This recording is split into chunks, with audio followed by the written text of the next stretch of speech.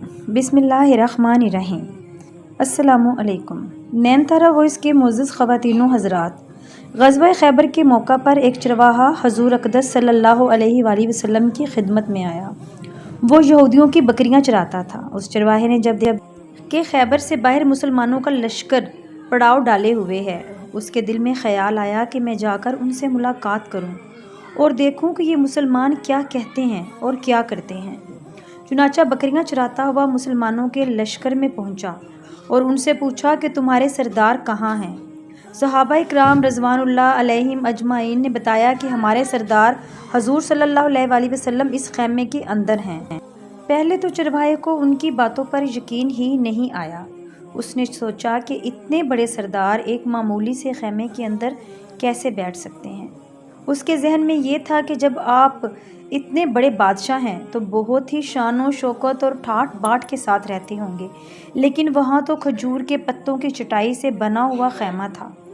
وہ اس خیمے کے اندر آپ صلی اللہ علیہ وآلہ وسلم سے ملاقات کے لیے داخل ہوا اور آپ صلی اللہ علیہ وآلہ وسلم سے ملاقات کی اور پوچھا کہ آپ کیا پیغام لے کر آئے ہیں اور کس بات کی دعوت دیتے ہیں۔ حضور اقدس صلی اللہ علیہ وآلہ وسلم نے اس کے سامنے اسلام اور ایمان کی دعوت رکھی اور اسلام کا پیغام دیا۔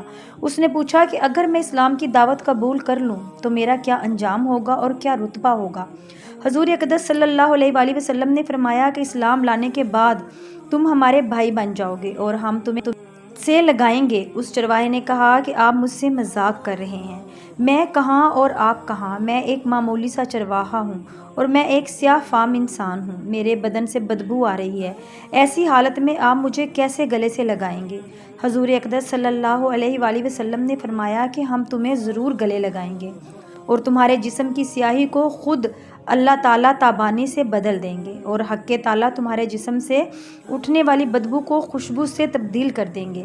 یہ باتیں سن کر وہ فوراً مسلمان ہو گیا اور کلمہ شہادت پڑھ لیا۔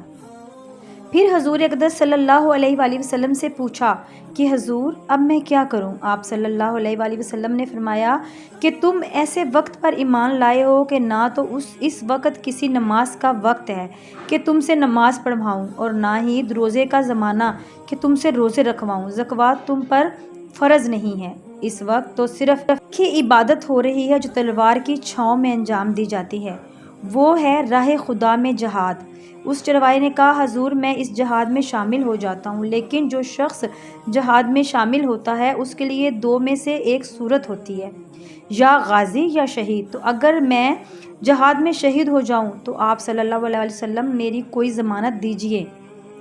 حضور صلی اللہ علیہ وآلہ وسلم نے فرمایا کہ میں اس بات کی ضمانت لیتا ہوں کہ اگر تم اس جہاد میں شہید ہو گئے تو حق تعالیٰ تمہیں جنت میں پہنچا دیں گے اور تمہارے جسم کی بدبو کو خوشبو سے تبدیل فرما دیں گے اور تمہارے چہرے کی سیاہی کو سفیدی میں تبدیل فرما دیں گے۔ چونکہ وہ چرواہا یہودیوں کی بکریاں چراتا ہوا وہاں پہنچا تھا، اس لیے حضور اقدس صلی اللہ علیہ وآلہ وسلم نے فرمایا تم یہودیوں کی بکریاں لے کر آئے ہو، ان کو جا کر واپس کرو، اس لیے کہ یہ بکریاں تمہارے پاس امانت ہیں۔ اس سے اندازہ لگائیں کہ جن لوگوں کے ساتھ جنگ ہو رہی ہے، جن کا محاصرہ کیا ہوا ہے، ان کا مال غنیمت ہے، لیکن چونکہ چرواہا بکریاں معاہدے پر لے کر آیا تھا، اس لیے آپ صلی اللہ علیہ وآلہ وسلم نے حکم دیا کہ پہلے وہ بکریاں واپس کر کے آئے، پھر آ کر جہاد میں شامل ہونا۔ چنانچہ اس چرواہے نے جا کر بکریاں واپس کیں اور واپس آ کر جہاد میں شامل ہوا اور شہید ہو گیا۔ جب جنگ ختم ہو گئی تو حضور اقدس صلی اللہ علیہ وآلہ وسلم لشکر کا جائزہ لینے لگے۔ ایک جگہ آپ صلی اللہ علیہ وآلہ وسلم نے دیکھا کہ صحابہ اکرام رضوان اللہ علیہم اجمعین کا مجمع اکٹھا ہے اور آپ صلی اللہ علیہ وسلم قریب پہنچے تو اس سے پوچھا کہ کیا بات ہے؟ صحابہ اکرام نے فرمایا ان میں سے ایک آدمی ایسا بھی ہے کہ جس کو ہم میں سے کوئی نہیں پہچانتا۔ آپ صلی اللہ علیہ وآلہ وسلم نے فرمایا کہ مجھے دکھاؤ۔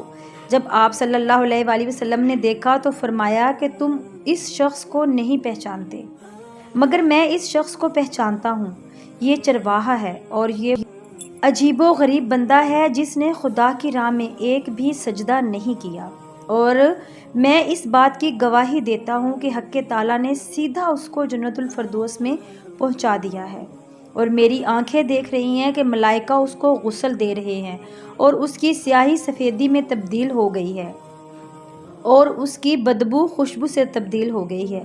معزز خواتین و حضرات، اندازہ کیجئے، دیکھیے، اگر کچھ عرصہ پہلے اس چرواہے کی موت آ جاتی تو سیدھا جہنم میں چلا جاتا۔ اب اس حالت میں موت آئی کہ ایمان لا چکا ہے اور سرکار دو عالم صلی اللہ علیہ وآلہ وسلم کا غلام بن چکا ہے، تو اب حق تعالیٰ نے اتنا بڑا انقلاب پیدا فرما دیا، اس لیے فرمایا اعتبار خاتمے کا ہے۔ اس لیے بڑے بڑے لوگ لرزتے رہے اور یہ دعا کرتے رہے کہ خدایا ایمان پر خاتمہ عطا فرمائیے۔ کس بات پر انسان ناز کرے، فخر کرے اور اترائے؟ اس لیے کہ کیا معلوم کہ کل کیا ہونے والا ہے۔ اس لیے فرمایا کہ کسی کو بھی حقیر مت سمجھو۔ جو شخص ہمیشہ موت کو یاد رکھے تو اس کا دل نرم رہتا ہے، اس کے اعمال اور احوال اچھے ہوتے ہیں، وہ گناہ کرنے کی جرات نہیں کرتا، فرائض کی ادائیگی میں کوتاہی نہیں برتتا اور نہ ہی دنیا کی رنگینیاں اسے دھوکے میں ڈالتی ہیں۔ وہ ہمیشہ اپنے پروردگار سے ملنے کا شوق رکھتا ہے اور جنت میں جانے کا سوچتا رہتا ہے۔ لیکن جو شخص موت کو بھول جائے، دنیا میں مگن ہو، بد عملی میں مبتلا ہو، خواہشات کا انبار ذہن میں ہو، تو ایسے شخص کے لیے موت سب سے بڑی نصیحت ہے۔ ابو ہریرہ رضی اللہ تعالیٰ عنہ کہتے ہیں کہ رسول اکرم صلی اللہ علیہ وآلہ وسلم نے فرمایا، لذتوں کو پاش پاش کر دینے والی موت کو کثرت سے یاد کیا کرو۔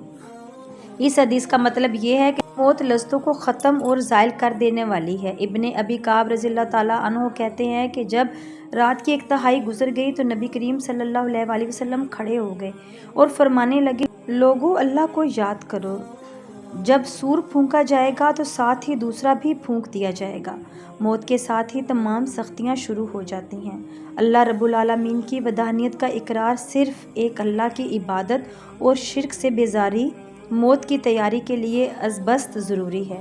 انس رضی اللہ تعالیٰ عنہ کہتے ہیں کہ میں نے رسول اللہ صلی اللہ علیہ وآلہ وسلم کو فرماتے ہوئے سنا کہ اللہ تعالیٰ فرماتا ہے، ابن آدم، اگر تو مجھے زمین بھر گناہوں کے ساتھ ملے لیکن تم نے میرے ساتھ کسی کو شریک نہ کیا ہو تو میں تمہیں اتنی ہی مقدار میں مغفرت دے دوں گا۔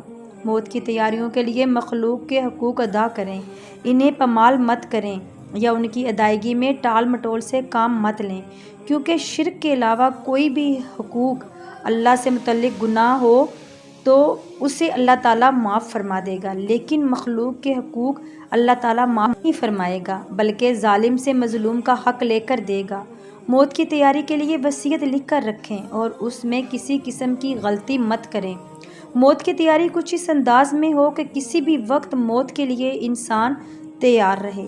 حقیقی سعادت مندی اور سب سے بڑی کامیابی یہ ہے کہ انسان کا خاتمہ بالخیر ہو۔ حدیث میں ہے کہ اعمال کا دار و مدار ان کے خاتمے پر ہوتا ہے۔ معاذ رضی اللہ تعالیٰ عنہ کہتے ہیں کہ رسول اللہ صلی اللہ علیہ وآلہ وسلم نے فرمایا، جس شخص کی آخری بات لا الہ الا اللہ ہوئی تو وہ جنت میں داخل ہوگا۔ دعا ہے کہ اللہ تعالیٰ ہمیں موت کی تیاری کرنے اور ہر وقت خاتمے کی فکر کرنے کی توفیق عطا فرمائے۔ آمین ثم آمین۔